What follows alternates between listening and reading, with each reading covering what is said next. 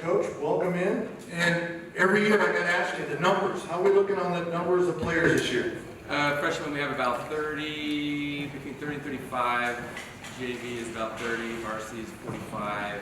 But we have 5 freshmen on JV. And so the freshman team is right now sitting about 30. And the JV team is about 30, 45. But varsity we're at 40, I think 45 with 5 sophomores and pretty much 50-50 between juniors and seniors. That's a lot better than it has been, right? Yes, sir. Good job. Well, Coach, who do we have today? Right to my left, we have Mike Sanchez, 3-year starter. He's this year he'll be starting middle linebacker, also running back.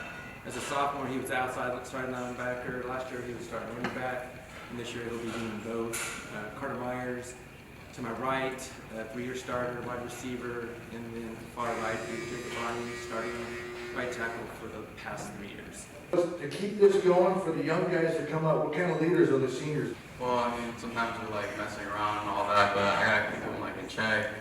I gotta just tell them when they're goofing around. Sometimes the backs will be talking, but we gotta like work hard as a team, so I can't just like have to tell them and all that. Coach Chamberlain, what could fans expect from Mount Whitney this season? This season we will be defensive coordinators returning. We've changed the offense up just slightly, but a lot of excitement. We have a lot of good returning kids. We worked really hard in the weight room this off season. So hardworking, flying to the ball, high intensity, high energy, a little chip on the shoulder. Question for you, Carter. One of the returning receivers can pair up with Israel Briggs to give you guys a pretty solid 1-2 punch. What's it like to be a leader in receiving work?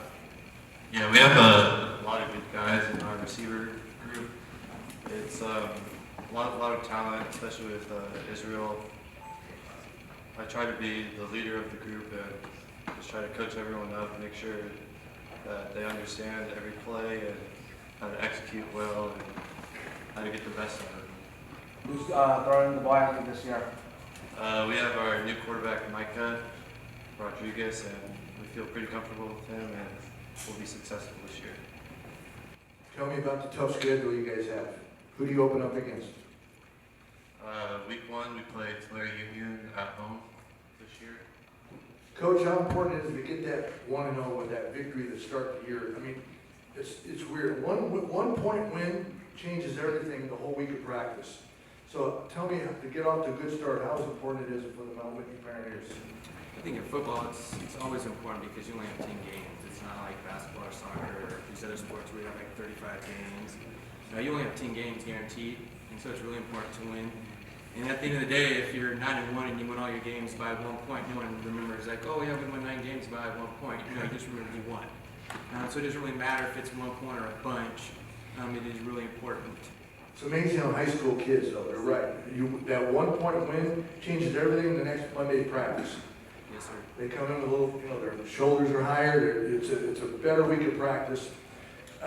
What's this team got to do to go 9-1, 8-2, 9-1, to have a great year?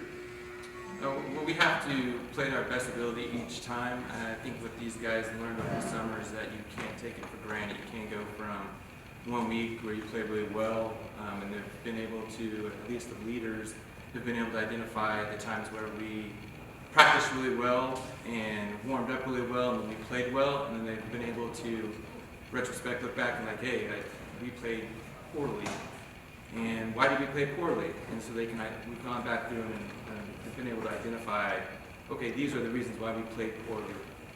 So I'm hoping that this year is from the summer program being able to learn from those mistakes and then have good lead-up practices, and then also the day of to get their mind right, and then the pre-game warm-up to get their mind right to be able to reach all of their goals that they're wanting to Friday night. Since Travis Anderson brought it up, I figure I'll follow up with you, Coach. He said he hasn't completely shed his Mount Whitney roots and that you guys are still close. I know when you play each other, obviously, the friendship gets put aside, but anything you want to say about the job that he did with you and the job that he's done so far with the Blazers? Oh yeah, Travis Anderson's top-notch. Consider him a really friend. Awesome. So what he did at Golden West, I wasn't surprised when he was able to do what he did at Golden West, because at Whitney, he did a really good job behind the scenes, and all the head coaches know there's so much more to high school football than the X's and O's, because that'd be beautiful if we could just do football, but that's a very small percentage of what actually high school football is about. And Travis Anderson, off the field, weight room, X's and O's, quality person, great person. One of your non-conference games, non-league games is against Morro Bay, and I think people in the section are still getting used to all the coast schools being in the section. How do you scout a team like that, and what do you know about the teams that you have to, because you're traveling, right? That's like a 3-hour, bus ride, I think. Yes, sir. It's a little tricky. Funny you bring up Travis Anderson. He played Morro Bay over the summer. Was in the same 7-on-7 stuff. So I hit him up a handful of times. I'm like, hey, so what do they look like? What type of personnel are they running? What type of defense? And at the end of the day, it's going to be huddle. You'll be able to get film from other teams and break their schemes down through huddle. I haven't done any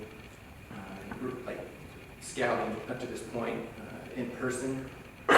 But the goal behind picking up Morro Bay, and next year we pick up San Luis Obispo as well, is just to get out of the heat for the first 2 games in the summer. In years past, we've actually had games canceled, either heat or smoke or bad air, and so the goal would be, and this is a Travis Anderson conversation that we had maybe 3 or 4 years ago, was first couple games, get out of town, be able to alternate to where you have a coastal team, 2 coastal teams, so you have one here and one there, and so you're not always in Visalia or the Central Valley when it's 108 or bad air days. You're playing all 3 Tulare schools, right? So you're not going that far outside of those. Yes, sir. This year, we'll be dropping Tulare Union after this year. I like playing the Tulare schools because you have good competition, you have good gate where you end up having a lot of people come, so Tulare travels well. So it's not where you end up having just your fans on the sideline or in the stands. Tulare brings a lot of people, and so it makes it more a good experience for our kids on Friday night. And I just have one more question for you, Coach. Obviously, you've been head coach for a few years there, but when you got the promotion from freshman coach to head coach, how big of an adjustment was that for you initially? The biggest was just changing the culture on campus. You're thinking like, hey, well, I know you've been at Mount Whitney because I was at Mount Whitney since 2011. But when you're not the coach, you're not the coach.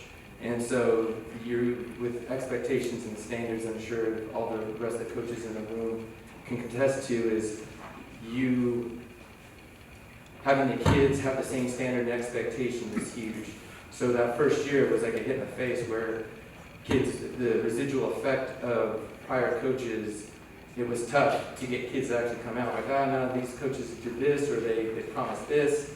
So the first year was tough, and then I really feel within the last 3 years, the consistency of my expectation and standards, the numbers are slowly growing. And at the same time, as I'm hoping these young men can contest to, is that our numbers are low, but it doesn't mean that we want anybody. We want kids that are going to compete. We want hungry kids. This is not just, hey, here's a uniform, be part of the team. No, we want kids that are willing to be out 106 degree, or sorry, we don't practice 106 degrees. So 104 degree weather with a coach on there grilling them, and them having that self-motivation to get up in the morning and show up to weights and push their teammates in the weight room every morning, and then attend practice in the afternoon. One more follow-up, since you brought up heat a couple of times. Is that an advantage, the fact that you guys practice and play in the heat regularly, to then go to the coast where it's going to be 15, 20 degrees cooler?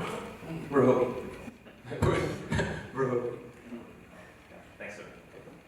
To the players, tell us, everybody, what is it like leading up to the big Cowhide game against Redwood in that week 10?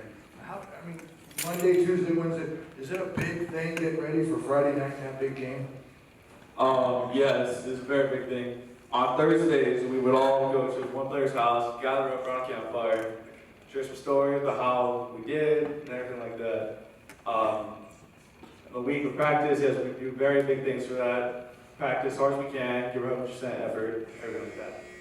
And is that the team that you guys just hate more than anybody at Redwood? I think we all agree, yeah. Yeah, because that's such a big rivalry from 68 years, whatever it is, and it's I love the tradition, the rivalry, especially in week 10. We got so many good ones here in our central section, and that's one of the best. Coach, I mean, right? I mean, nothing like that, getting ready for that big game. You don't have to fire up the kids, I'm sure. Oh yes, it's a lot of energy because there is that long-lasting tradition of Mount Whitney Redwood. But to just Visalia in general, it's, you go through the whole season and when you get into league games and you actually play like the Visalia schools, it is awesome. Like playing your LD, your Golden West, and the Redwoods, because it's, you see those people on the daily, you see them in the supermarket, and there's definitely more people in the stands, more energy. And last year, with the combination of COVID and coming off the COVID year, having certain games the following year canceled because of COVID. Last year, when we were able to play everybody, it was just a reminder to me how awesome it is to play all the Visalia schools. I mean, Redwood, of course. I mean, when I was in high school, that was the game. Like you worked out for that game because it's the game. So, absolutely. And how about the student body? How do they do? How's Mount Whitney student body?